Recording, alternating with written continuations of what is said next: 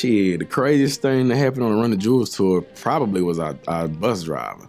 Tom, he was the rock star. You feel me? I'm next to Tom, we some laymans. Matter of fact, we need to download his next mixtape. Tom might fuck around and be the chief of a biker gang or some shit. Matter of fact, I think he was a football player, straight up. I think he played for like the Steelers or some shit. He was tall as fuck, but he was like 75, so his weight kind of left him. He had all kind of crazy stories, and you could tell he had been through a lot of stuff. Like, he told us he played football in the NFL, and I don't know if anybody really believed it. He looked like he had the stature for it, but he was just older, you know what I mean? And he had a big ring on, too, like he won something. He told us a crazy story on there one time about, I ain't gonna say no names, but y'all could probably just think about who it was. There was a football player, he was a quarterback. He had an assault charge on him. Tom told us that he was actually on this bus when this assault charge or whatever these events went down. I didn't know that, 12 dudes, 13 dudes can have sex with one girl on one bus. I just didn't know that could happen. Tom was like, by the time it got around to his turn, it was so used and abused that he didn't even want to even, he was like, man, bro, what I'm gonna do with this? Like, you know what I'm saying? It was a mile wide and a mile deep. So he was like, man, I don't know what to do with that. I remember one time we actually went to like IHOP with him. He didn't want to sit with us. He sat at the table by himself. I guess he felt like we was, I don't know, he was being too crazy for him. From the whole time, he was just sitting there chewing gum as hard as he could be. His attitude towards us had been developing into a fuck y'all. Cause he felt like he had driven for like some bands back in the day, like Led Zeppelin or some shit, I don't remember. Run the Jewels, Killah, Mike, and LP, they some intelligent older dudes. So we was sitting there all the time and debate sports. We might have a crazy conversation, but wasn't no heroin being done, no strippers being tossed around. I guess he was accustomed to. That Run the Jewels tour, we were so busy focused on making sure we handled our bid. That was our first big tour. So we didn't want to fuck up. We were kind of handling things kind of professionally, but Tom, he said, y'all got me fucked up. We finna get on these strippers. So he said, fuck us last day. And he went and got him a motel and a hooker. He got a prostitute from like West Memphis.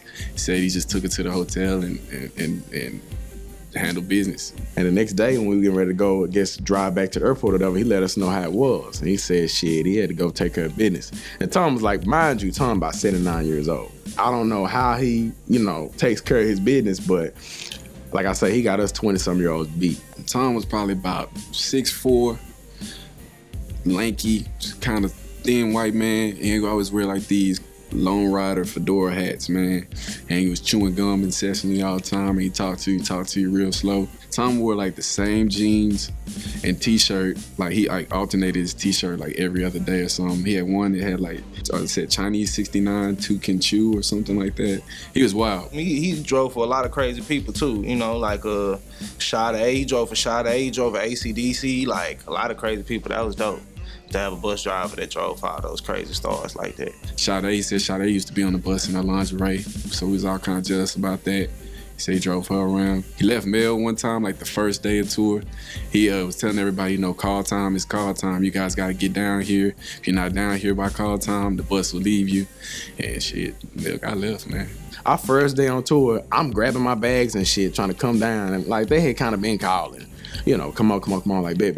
I come down and like, bus gone. You know what I'm saying? I'm sitting there like, goddamn, my first tour, I'm done for. I'm out of there. I know Mel for a long time though, so I understand him. Like, he's not a morning dude, man. When we was in high school, we had all classes together and everything, and he would like miss first period altogether and just walk in the second period. It's just because he's not a morning person. Red Bull had a lot of people that were driving cars, a lot of different reps and shit, so I was able to get in the car. So I see Tom later on, I'm thinking I'm gonna let Tom know how I feel, get this off my chest. So I fucked up and told Tom, like, hey man, you left me, bro. And Tom was like, you're damn right I left you and I'll leave you again. It take that damn long. I ain't fuck with Tom no more after that. I was the first on the bus, last off the bus. Me and Tom had a great relationship. His facial regiment, held him back from being able to get on the bus on time. So he was shining that day. His face looked good, but he had to drive the car though. He didn't make it on the bus. And Tom wasn't playing, man. He was like, man, look here. You either get on the bus on time or you're gonna miss the bus. So here's what it is. I mean, we knew he was gonna get there. I mean, the show wasn't gonna go on without him. So we knew that he was gonna get to the destination, but it was kind of crazy not having him on the bus though. That was funny. Doing tours for a long time, driving a bunch of rock stars and driving a bunch of crazy stuff, it'll make you do some things with your life, bro, that most other people won't do. He was obviously on some kind of drugs in the past. He just lived that rock star lifestyle, man. Driving buses for all the different people he drove buses for. He had like 40 or 50 lanyards with all the different tours that he had been on and everything. So he was just that that dude, man. He's probably the most rock star out of all of us on the bus, man. He got down, for real. But a lot of respect for Tom.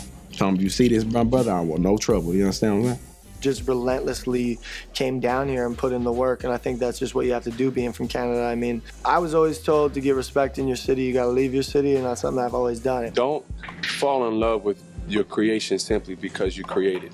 Never lose the ability to step outside of it and see if it's worth anything or if it's good from someone else's shoes. People will very much abandon what they want because there was some part of it that they didn't have or didn't have access to or couldn't get. And it's just like, I can't do this, so I can't even, you know what I'm saying? It's just like, if you want it, it's what you make of it. I've had moments where I was just like, fuck it, man, I'm in debt, you know what I'm saying? I gotta get a job, I gotta, you know what I'm saying? I gotta stop with the music, you know what I'm saying? I've had plenty of moments like that, but honestly, this is what I'm passionate about, and what is success without struggle?